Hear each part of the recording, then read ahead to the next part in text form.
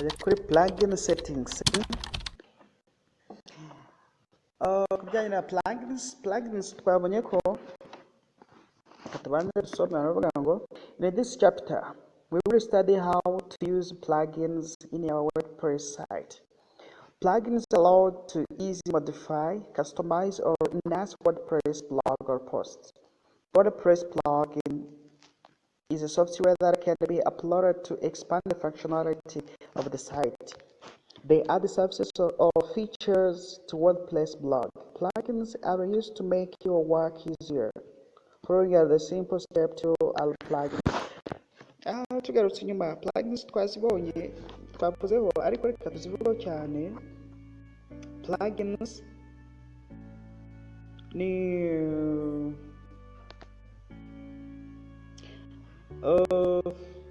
navuga gute, plugins ni ama software no tundi du software ushyiramo kugira ngo wongere imikorere ya website yawe, uhe imbaraga website. Mu buryo bumeze gute sasa? Ushobora kuba ushaka wenda ko gushyira fomu uzajya wuzuzamo wenda ni survey, tuvuge urashaka kwikorera ubushakashatsi, gufata amakuru, uzakenera plugins yo gukora amafomu.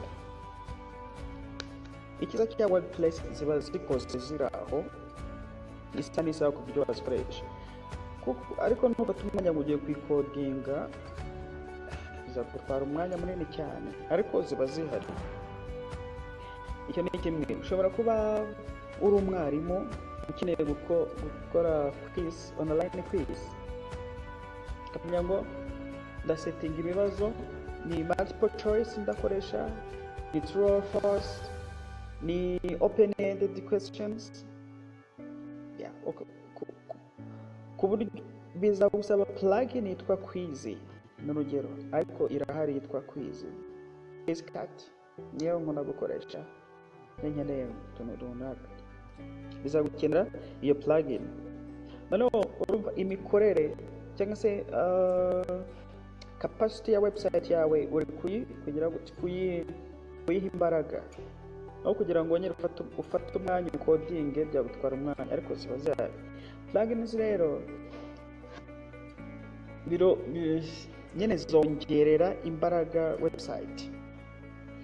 Nabyo biroroshye kugira ngo uhite winstalla plugin kuri website yawe bitewe na plugin ushaka n'ikigambiriye. Gusa iyo website ifite plugins nyinshi zirayinaniza. Kuraniza ndi kuvuga gufunguka biratinda, urumva bifite kuloadinga plugins 10, 8, 7, 6, irabanza loading isaba igihe. Okay, step ya mbere, on the left side, by clicking a plugin, install the plugin as shown on the screen. Uraza muri plugins, uzasanga igifungura website ya gutya ibimeze, uzisanga muri aha kuri side, left side, ngo niyi kazana kuri install plugins. Ugeze kuri install plugins niziba zisanzwemo uhita uzibona.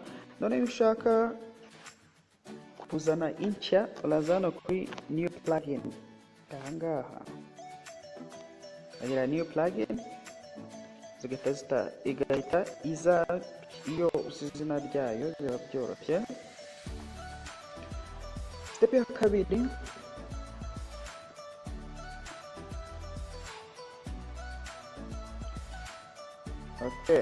step ya kabiri, urabona basaba kuzanira plugins. Izi ni izirimo, izi ni plugins zirimo, ari Actimus, harimo Hello Doring, izi zizamo by default. Iyo ni step ya kabiri. Noneho step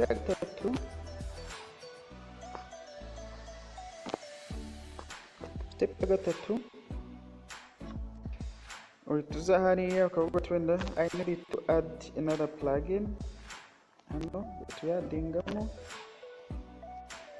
iyo uri kuri network cyangwa se iyo downloading already hita haza screenshot imeze gutya uvuga ngo add plugins, upload plugin. iyo wari downloadinze bahita bakubwira upload the plugins, ariko iyo ufite network hahita haza nyinshi ugahita niyo ushaka. By after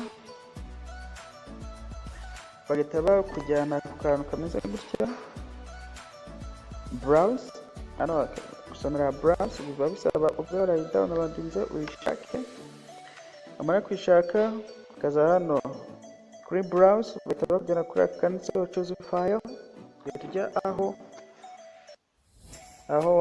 wayibitse. Bisaba kuba waradownloadinze hano ni offline. Noneho iyo ntayifite uraza hano kuri browser, click on the browser. It goes back to the page where you can select a plugin from WordPress site. Bahita bagusubiza aho ushobora kuzijya. If you click on choose a file, you can add a file from your system. User choose file, ujya aho iri wenda wayidownloadinze ukibika mu mashini yawe, cyangwa otherwise you can directly choose the plugin that you need on a click on install now, as you see in the following screen. Natubwiye ko ahangaha iba iri kuri rezo, iba uri connected kuri network. Iyo utayifite warayidownloadinze icara kuri browsing kuriya. None iyo urangije bahita ndabona hano hari akantu karimo install hariya. Ahangaha iyo yagezeho hano haba install, then iyo ushaka niba uri connected uraza ugahita ukura hano kuri install now, nkuko hano twabibonye agana ruguru. Tuvuge nkaha izi kubera turi connected imashini, ushobora kugira hano kuri install plugin, cyangwa se ukahita n'iyi bitewe na gupfa kuinstalinga, biterwa n'iyo ushaka. Noneho iyo urangije bahita urayireka ikaba installed, ugahita ugira activate plugin hano hasi, activate plugin. Bamara ku activatinga uhita uyibona hano, bahita bakwereka ngo plugin is activated. Bamara kubona ko ibaye activated bahita uyibona hano hasi aho yahise ijya zisotinga alphabetically bitewe n'inyuguti ibanza.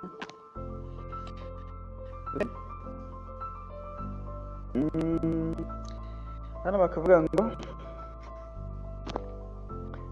below the plugin activated message, you can view few options such as all active, inactive, and updated available.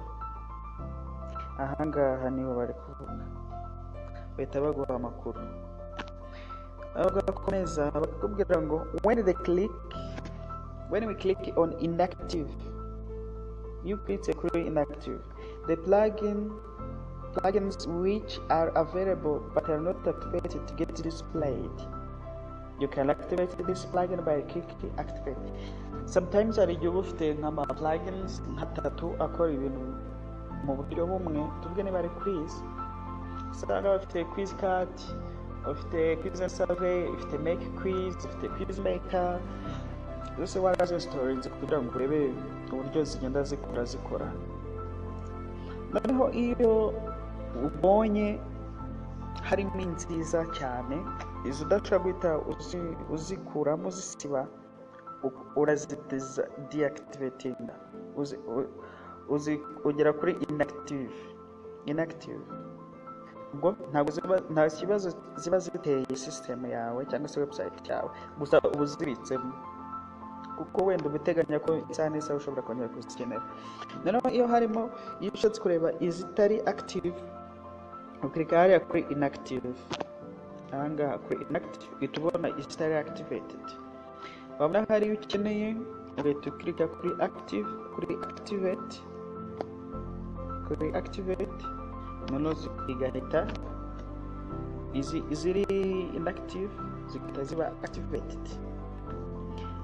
Noneho hari naho uzasanga yashaka kureba niba hari update, inyinshi ziba zihita zikwereka ko hari update iyo igeze kuri network, ugahita wa-updatinga zose zirabikwereka.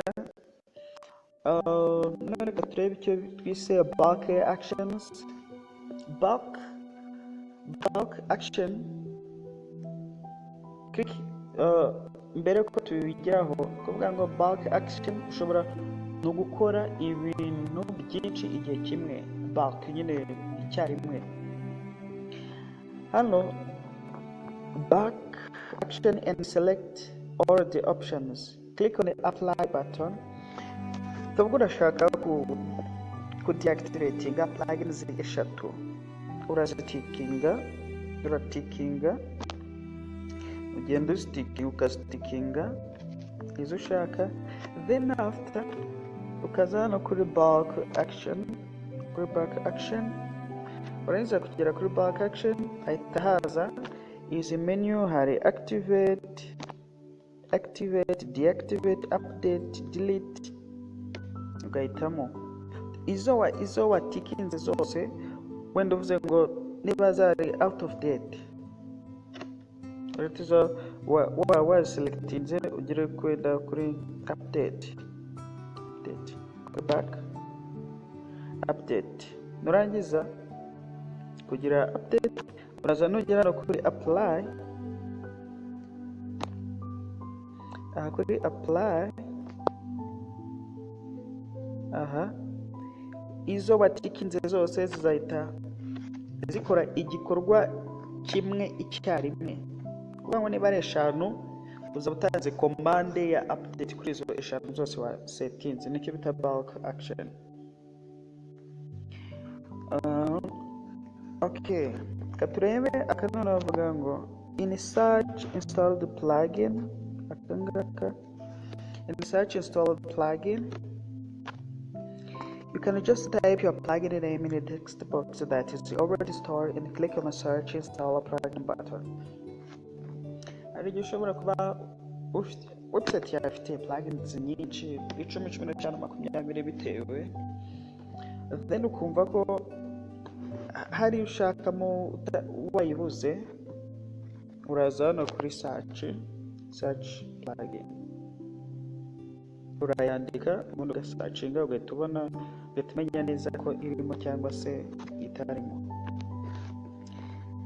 When you click, tugeze hano, when you click on the search install a plugin button, you get the following page with your respective plugin. Uzahita ubona page imeze gutya cyangwa ya kuri screenshot izaba bimeze gutya. Step ya gatanu,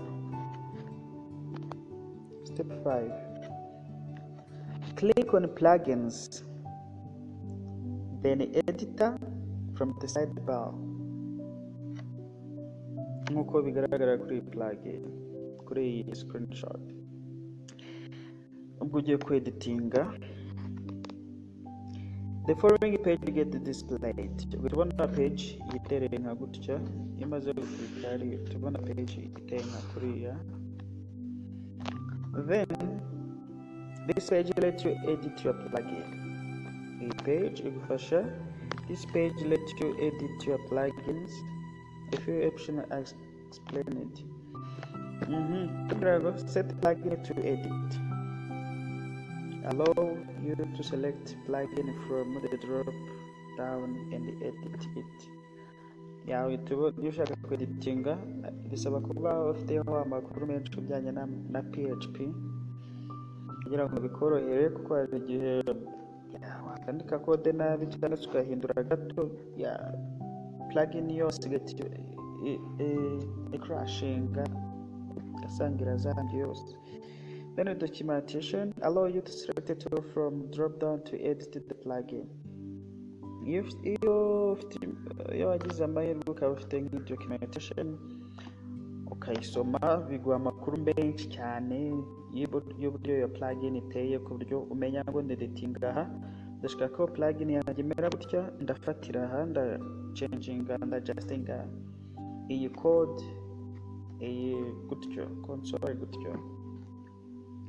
Plugin files allows you to select files from the list and edit accordingly. Hano baguhaye ibigize plugin, hano kuri plugin file baguhaye ibigize plugin, warangiza ugaheraho editinga bikoroheye.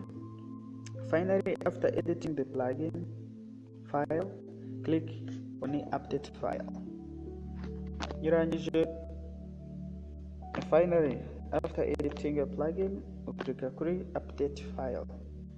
Update file ubwo ni hano hasi gutya, ubwo ibyo wahinduye byose bigita updatinga ni nka saving. Utibagirwa gukora subscribe na notification kugira ngo ubone